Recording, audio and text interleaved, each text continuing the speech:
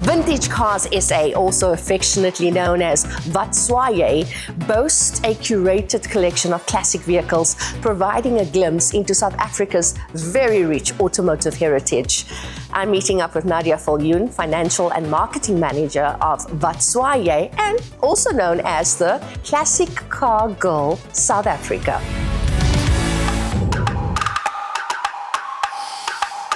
You left me lonely in Louisiana with thunder in my head. Nadia, where did your love, your curiosity for cars develop from? So I've always appreciated the craftsmanship that goes into actually building a car, and specifically a classic car. And I've been with my husband now for 17 years, and I've been surrounded by classic cars every single day. So your love kind of grows every day, and you get to experience things that other people don't necessarily get to physically see every day. So it's special. When you are working on a piece, do you get emotionally attached to it? Yes, very emotionally attached. So for example, the first car I built, this Mini, I never thought that there would be such an emotional attachment to it, but yes, I have an emotional attachment to a lot of the cars, and that's why you'll see our own collection is quite big. We're supposed to be selling cars, but we're collecting as well. So besides the cars now, you race. I'm a beginner racer. I wouldn't call myself a race driver, I'm a beginner racer. Before we get to the car, there was one question that I spoke to you about earlier, about being a female in a very male-dominant industry. Yeah. What are the challenges that you've had to face?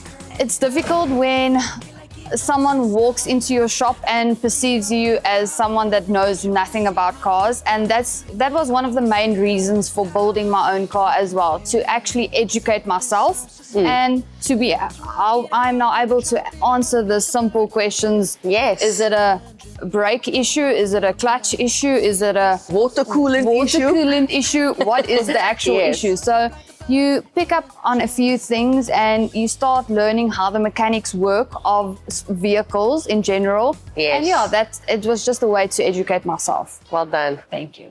That's awesome. That's empowerment. So on the engine side of things, I just want to show you. So basically what I did, I kept the engine original. Wow, sir. Very small engine. Wow. But I did a few minor upgrades. So I did things like an aluminium radiator for the cooling. Does it overheat easily? It does overheat easily. So Minis are prone to overheating, and that's why I added the aluminium radiator.